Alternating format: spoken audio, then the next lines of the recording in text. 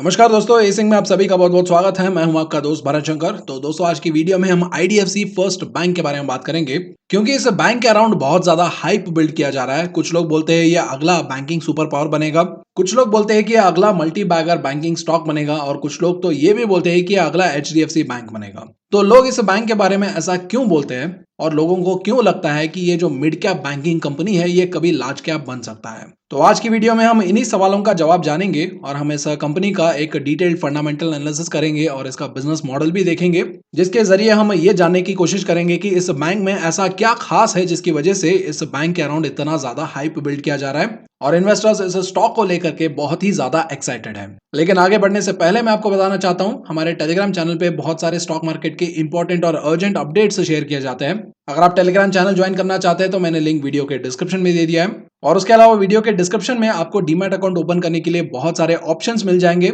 जहां पर कुछ ऑप्शंस में तो आपका डीमैट अकाउंट बिल्कुल फ्री में खुल जाएगा और आपको बहुत सारे फ्री बेनिफिट्स भी मिलेंगे। तो ज्यादा जानकारी के लिए आप वीडियो के डिस्क्रिप्शन जाके चेक कर सकते हैं, और वहां पर आपको हमारे व्हाट्सएप चैट सपोर्ट का नंबर भी मिल जाएगा। अगर आपको डीमैट अकाउंट रिलेटेड कोई भी डाउट है तो आप हमारे व्हाट्सएप सपोर्ट नंबर पे कांटेक्ट भी कर सकते हैं। आगे बढ़ने से पहले मैं आपको एक छोटा सा एक्सरसाइज बताना चाहता हूं, और इस एक्सरसाइज में आपको अभी के अभी वीडियो को पॉज करना है और कमेंट सेक्शन में जाके आपका जो फेवरेट बैंकिंग स्टॉक है उसका नाम कमेंट करना है, और आपको ये भी बताना है कि वो स्टॉक आपको क्यों पसंद है। अगर आपके कमेंट अच्छा लगा तो मैं उस कमेंट को लाइक भी करूंगा और उस कमेंट के ऊपर मैं रिप्लाई भी करूंगा। और उसके अलावा इस एक्टिविटी का एक और फायदा ये भी हो जाता है कि बहुत लोग अगर ऐसे कमेंट करेंगे तो हम वीडियो को देख के तो इन्फॉर्मेशन जरूर सीख सकते हैं, लेकिन कमेंट सेक्शन पढ़ के भी बहुत सारे बैंकिंग स्टॉक्स और उनके वीकनेस और स्ट्रेंथ के बारे में भी जान सकते हैं। तो इस एक्टिविटी में जरूर पार्टिसिपेट कीजिए और कमेंट सेक्शन में अपना फेवरेट बैंकिंग स्टॉक जरूर बताइए। तो चलिए अभी डिस्कशन को आगे बढ़ाते हैं, और सबसे पहले जो बैंकिंग स्टॉक्स होते हैं उनको एनालाइज करने का बेसिक्स जो होता है उसको पहले समझते हैं। तो इसके लिए मैं आपको एक सिंपल सा एग्जांपल बताऊंगा। मान लीजिए आपके पास 1 लाख रुपए है, आपने वो 1 लाख रुपए किसी बैंक में डिपॉजिट किया, और बैंक ने आपको इस 1 लाख के ऊपर अराउंड 5% का इंटरेस्ट देने का वादा किया। तो यहाँ पर ये जो 5% का इंटरेस्ट है वो क्या हो गया, बैंक का कॉस्ट ऑफ फंड हो गया। यानी जो भी फंड रेज कर रहा है बैंक, या जो भी फंड रिसीव कर रहा है बैंक, उसके ऊपर जो कॉस्ट लगता है, उसके ऊपर जो कॉस्ट बैंक को बेयर करना पड़ता है, वो हो गया 5%। और उसके बाद बैंक क्या करता है, आपका जो 1 लाख रुपए का डिपॉजिट है उसको 10,000 रुपए के 10 लोन में डिस्ट्रीब्यूट करेगा और लोगों को ये लोन दे देगा। और जो भी ये लोन देता है इसके ऊपर ये इंटरेस्ट कितना चार्ज करता है, 10% का इंटरेस्ट चार्ज करता है। और उसी 10% इंटरेस्ट में से आपका जो 5% है वो पे कर देता है, और उसके बाद बाकी का जो 5% है वो बैंक का प्रॉफिट्स हो जाएगा। लेकिन जो लोन्स बैंक देता है उसमें से कुछ लोन्स डिफॉल्ट भी हो जाते हैं, और ये जो डिफॉल्ट की प्रोबेबिलिटी है या जो डिफॉल्ट का रिस्क है इसको हम रिस्क ऑन लोन बुलाएंगे। और जितना ये रिस्क ज्यादा होता है बैंक का जो प्रॉफिटेबिलिटी है वो उतना ही कम होता है, क्योंकि अगर ज्यादा डिफॉल्ट्स होते हैं तो ऑब्वियसली बैंक को ज्यादा घाटा होगा, इसलिए बैंक की जो प्रॉफिटेबिलिटी है वो कम हो जाएगी। या कुछ केसेस में तो अगर ये रिस्क ऑन लोन बहुत ज्यादा होता है तो बैंक्स को घाटा भी हो सकता है। और उसके बाद एक और इंपॉर्टेंट एस्पेक्ट आता है कि अगर बैंक को ग्रो करना है तो बैंक को क्या करना पड़ेगा, ज्यादा से ज्यादा डिपॉजिट्स कलेक्ट करना पड़ेगा।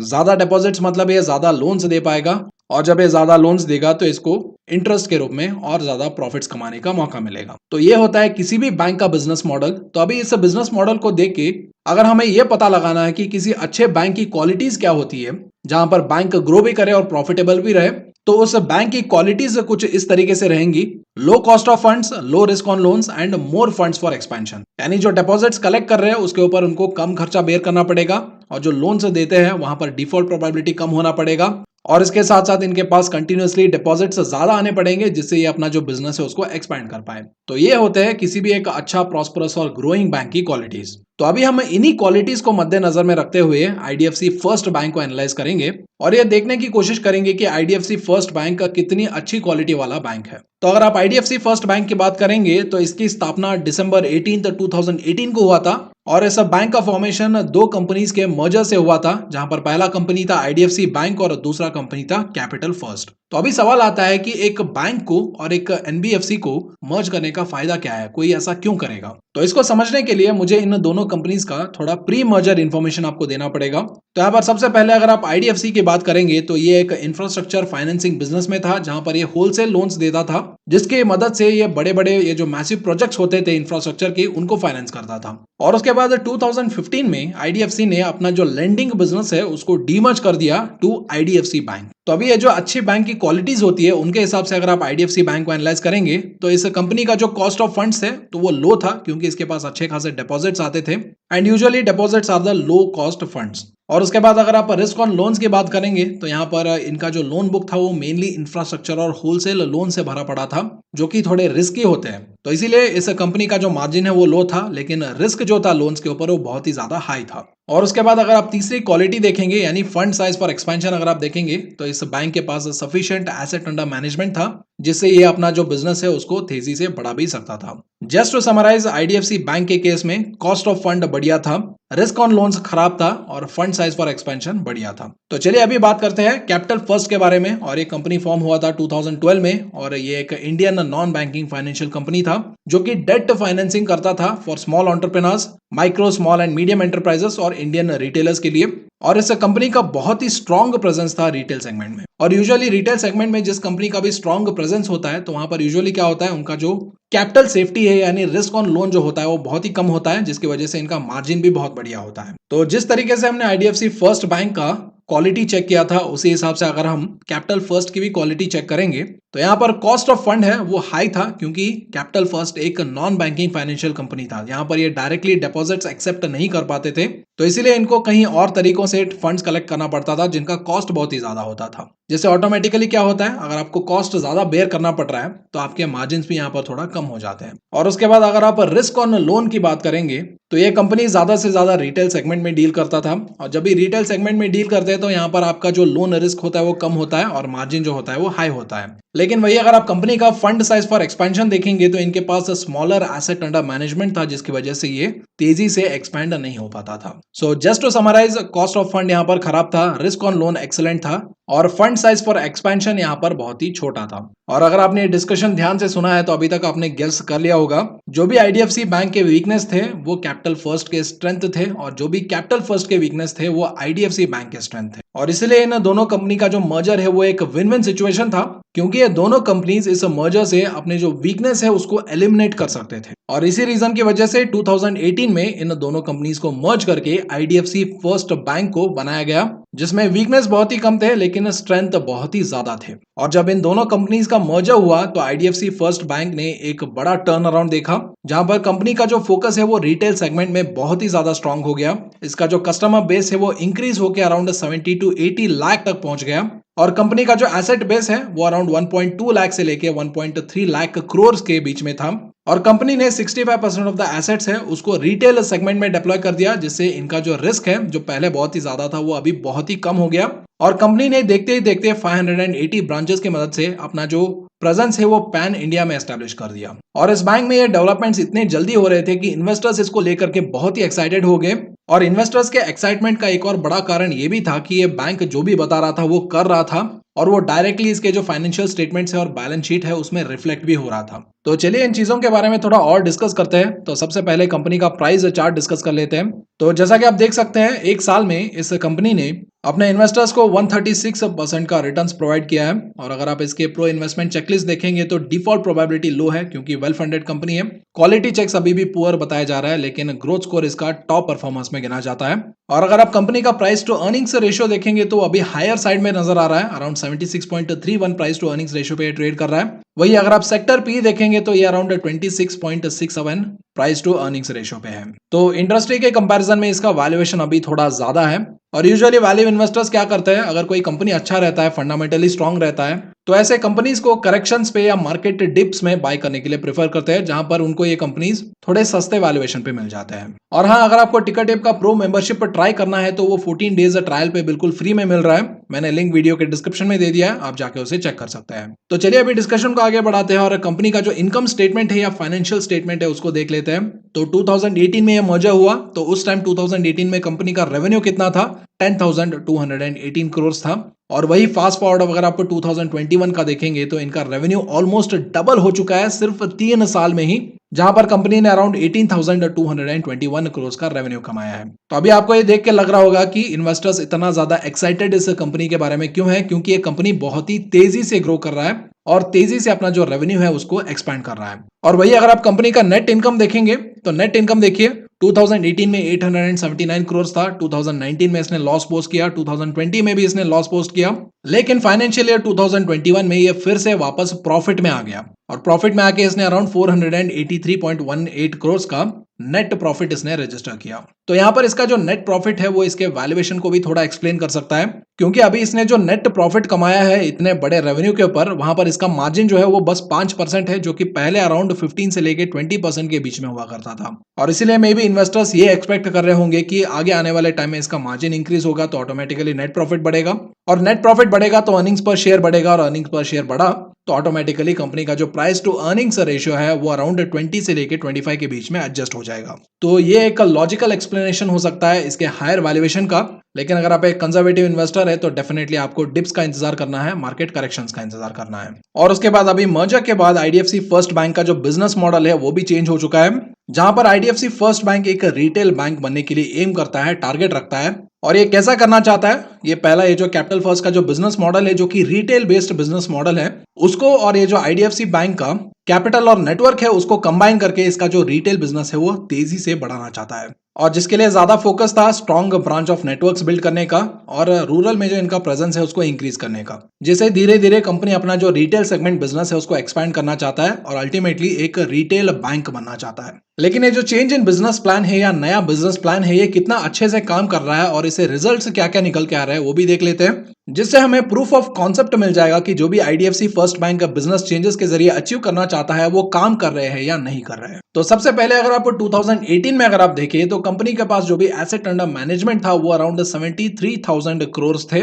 और इन 73,000 करोड़ में मात्र 10% रिटेल एसेट्स थे। मतलब जो रिटेलर्स से जो इन्होंने पैसा कलेक्ट किया था डिपॉजिट्स के रूप में या फंड्स के रूप में, उनका शेयर इसमें मात्र 10% था। और वही अगर आप 2021 की डेटा देखेंगे तो अभी कंपनी का जो एसेट अंडर मैनेजमेंट है वो 73,000 करोड़ से इंक्रीज होकर अभी 1,17,000 करोड़ हो गया है, और इस 1,17,000 करोड़ में 64% जो है वो रिटेल एसेट है। तो यहाँ पर देखिए कितना ड्रास्टिक चेंज हुआ है 2018 में, जहां पर सिर्फ 10% रिटेल एसेट्स थे, 2021 में वो 64% हो गए। यानी कंपनी का जो रिटेल एसेट है उसका शेयर जितना ज्यादा इंक्रीज होता जाएगा उनका जो कॉस्ट ऑफ कैपिटल है वो उतना ही कम होता जाएगा, और जितना कॉस्ट ऑफ कैपिटल कम होगा उनका मार्जिन उतना ही ज्यादा बढ़ता जाएगा। तो इस बैंक का जो बिजनेस मॉडल है उसका पहला सक्सेस प्रूफ मिलता है इसके इंक्रीजिंग रिटेल एसेट्स के रूप में। और उसके बाद दूसरा पॉइंट आता है इसका कासा रेशियो। तो यहाँ पर कासा रेशियो क्या होता है, बैंक्स के पास जो भी फंड्स मिलते हैं, जो भी डिपॉजिट मिलते हैं, उनमें से करंट अकाउंट्स और सेविंग्स अकाउंट्स का रेशियो कितना है या परसेंटेज कितना है वो बताता है हमारा कासा रेशियो। क्योंकि ये जो कासा रेशियो होता है वो बहुत ही चीप सोर्स ऑफ फंड्स होता है बैंक के लिए, क्योंकि जो भी करंट अकाउंट्स और सेविंग्स अकाउंट होते हैं वहां पर बैंक बहुत ही कम इंटरेस्ट पे करता है, जिससे उनका बहुत ज्यादा मार्जिन बच जाता है। और इसलिए किसी भी बैंक के लिए जो कासा रेशियो होता है वो जितना ज्यादा होता है वो उतना ही उस बैंक के लिए बेटर होता है। और अगर आप आईडीएफसी फर्स्ट बैंक की बात करेंगे तो इसका जो कासा रेशियो है वो अराउंड 51.75% है, यानी जो भी इसके पास टोटल फंड्स है उसमें से 51.75% इसके करंट अकाउंट्स और सेविंग्स अकाउंट से आते हैं, जो कि बहुत ही बढ़िया है। और उसके अलावा इसका जो कासा रेशियो है वो ईयर ऑन ईयर बेसिस पे कॉन्स्टेंटली इंक्रीज भी हो रहा है, जो कि एक दूसरा अच्छा सिंबल है, जिससे बैंक कंटिन्यूअसली अपना जो कॉस्ट ऑफ फंड है उसको डिक्रीज कर पा रहा है। और तीसरा पॉइंट आता है इसका नॉन परफॉर्मिंग एसेट यानी एनपीएस। तो एनपीएस Q3 में यानी Q3 2019 में अराउंड 3.1% थे, और वही Q4 2021 में ये 3.1% से इंक्रीज होके 5.09% हो गए। तो यहाँ पर नॉन परफॉर्मिंग एसेट्स इंक्रीज हो गए, जो कि किसी भी बैंक के लिए अच्छी बात नहीं होती है। और आईडीएफसी फर्स्ट बैंक का एक अच्छा क्वालिटी आप ये बता सकते हैं कि जब भी प्रॉब्लम आता है तो ये बैंक उसको टैकल करने की कोशिश करता है। और इसीलिए जब एनपीए इंक्रीज होने शुरू हुए तो बैंक ने सबसे पहले ये आइडेंटिफाई किया कि ये जो एनपीएस है उसमें ज्यादा से ज्यादा ये जो होलसेल और इंफ्रा लोन्स है वही भरे पड़े हैं, जिसकी वजह से कंपनी का जो एनपीए है वो इंक्रीज हो रहा है। तो यहाँ पर इसका जो रिटेल बिजनेस है वहां से एनपीए बहुत ही कम थे। तो इसलिए कंपनी ने क्या किया, अपना जो रिटेल लोन का जो बिजनेस है उसको ज्यादा बढ़ावा देना शुरू कर दिया, और इनका जो इंफ्रा और होलसेल लोन्स का जो बिजनेस है उन प्रोडक्ट्स को धीरे धीरे वो रिड्यूस करने लगे। जिससे क्या होगा, अगर वो ये जो बड़े बड़े लोन्स होते हैं, इंफ्रा और होलसेल लोन्स होते हैं, अगर उनको देना ही कम कर देते हैं तो ऑटोमेटिकली उनका कैपिटल रिस्क भी कम हो जाता है, क्योंकि बैंक अपना जो कैपिटल है उसको ऐसे रिस्की लोन्स में डिप्लॉय ही नहीं कर रहा है।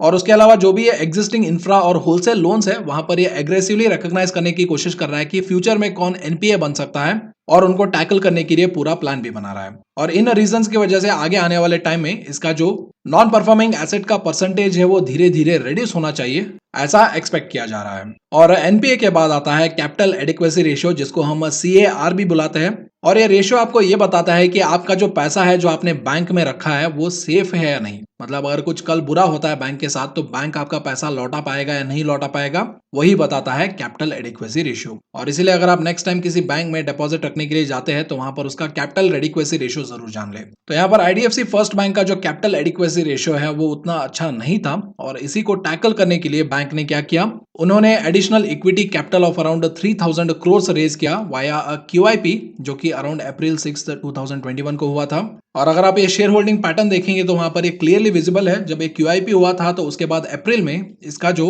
डोमेस्टिक इंस्टीट्यूशन होल्डिंग है वो 8.37 से ऑलमोस्ट डबल होकर अराउंड 16.88% हो गया था। तो यहाँ पर ध्यान दीजिए, ये डोमेस्टिक इंस्टीट्यूशंस के बाइंग की वजह से नहीं हुआ है ओपन मार्केट से, बल्कि क्यूआईपी में जो उन्होंने सब्सक्राइब करके शेयर्स लिया था उसकी वजह से ये डोमेस्टिक इंस्टीट्यूशंस का शेयर होल्डिंग बढ़ा है। और ये फंड रेज करने के बाद आईडीएफसी फर्स्ट बैंक का जो कैपिटल एडिक्वेसी रेशियो है वो एक कंफर्टेबल पोजीशन ऑफ अराउंड 16.32% पे आ गया। और बाय चांस अगर वो ये फंड रेज नहीं करते तो इसका जो कैपिटल एडिक्वेसी रेशियो है वो अराउंड 13.77% पे होता, जो कि एक टाइट जोन आप मान सकते थे। क्योंकि अगर आप आरबीआई नॉर्म्स के हिसाब से अगर आप देखते हैं तो आरबीआई के हिसाब से ये जो कमर्शियल बैंक्स हैं उन्हें मिनिमम ऑफ 9% की कैपिटल एडिक्वेसी रेशियो मेंटेन करना पड़ेगा, और जो भी इंडियन पब्लिक सेक्टर बैंक्स है उनको अराउंड 12% की कैपिटल एडिक्वेसी रेशियो मेंटेन करनी पड़ेगी। और इसलिए मैंने बताया था 13.77% जो है वो मिनिमम से बहुत ही क्लोज पे था, और अभी 16.32% की कैपिटल एडिक्वेसी रेशियो से आईडीएफसी फर्स्ट बैंक एक कंफर्टेबल पोजीशन पे भी वापस आ गया है। तो अभी तक हमने आईडीएफसी फर्स्ट बैंक के सारे अच्छे क्वालिटीज जाने, लेकिन इसके अलावा यहाँ पर थोड़े बुरे क्वालिटीज भी है तो उनको भी डिस्कस कर लेते हैं। तो इनमें सबसे पहला पॉइंट आता है होलसेल लोन्स का।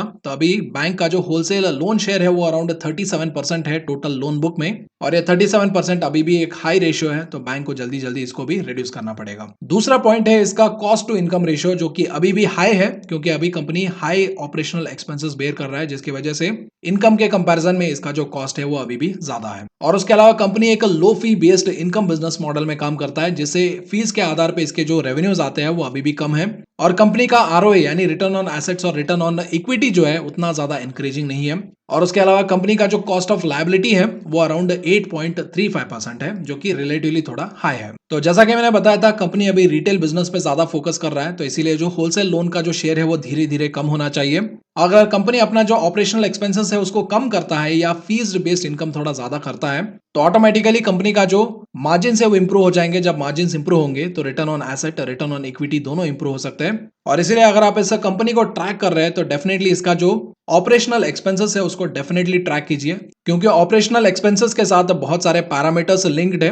क्योंकि अगर ये ऑपरेशनल एक्सपेंसेस रिड्यूस होता है तो बैंक के कहीं और क्रूशियल पैरामीटर्स भी इंप्रूव हो जाएंगे। एंड फाइनली अगर आप कंक्लूजन में देखेंगे तो IDFC first bank quarter on quarter basis पे बहुत ही अच्छा इंप्रूवमेंट दिखा रहा है। इसका रिटेल सेगमेंट जो है उसका मार्केट शेयर ज्यादा हो रहा है, और कंपनी का जो रिटेल सेगमेंट में प्रोडक्ट मिक्स है वो भी इंप्रूव हो रहा है। कंपनी का जो नेट इंटरेस्ट मार्जिन है वो भी इंप्रूव हो रहा है। और इसके अलावा आईडीएफसी फर्स्ट बैंक का जो लोन बुक है वो भी बहुत अच्छे से बढ़ रहा है, अच्छे से इंक्रीज हो रहा है। और इस लोन बुक में आईडीएफसी फर्स्ट बैंक का ज्यादा से ज्यादा फोकस है कि रिटेल लोन्स को ज्यादा बढ़ाया जाए, और ये जो होलसेल लोन्स है या इंफ्रा लोन्स है उनका शेयर कम किया जाए। तो ये था मेरा ओपिनियन आईडीएफसी फर्स्ट बैंक के ऊपर। और आपके रेफरेंस के लिए मैंने वीडियो के डिस्क्रिप्शन में बैंकिंग स्टॉक्स का जो पोर्टफोलियो होता है उसका लिंक मैंने दे दिया, आप जाके उसे भी चेक कर सकते हैं। और उसके साथ साथ अभी तक आपने टेलीग्राम चैनल ज्वाइन नहीं किया है तो टेलीग्राम चैनल को भी ज्वाइन कर लीजिए। और ऐसे क्वालिटी कंटेंट आपके सामने लाने के लिए हमारी टीम बहुत ही ज्यादा मेहनत करती है। अगर आप हमारी टीम को अप्रिशिएट और मोटिवेट करना चाहते हो तो वीडियो को अभी के अभी लाइक कर दीजिए, और कमेंट सेक्शन में हमारी टीम के बारे में जरूर कुछ लिख दीजिए। तो चलिए मैं आपसे मिलता हूं एक और इन्फॉर्मेटिव वीडियो में, तब तक के लिए this is Bharat Shankar signing off.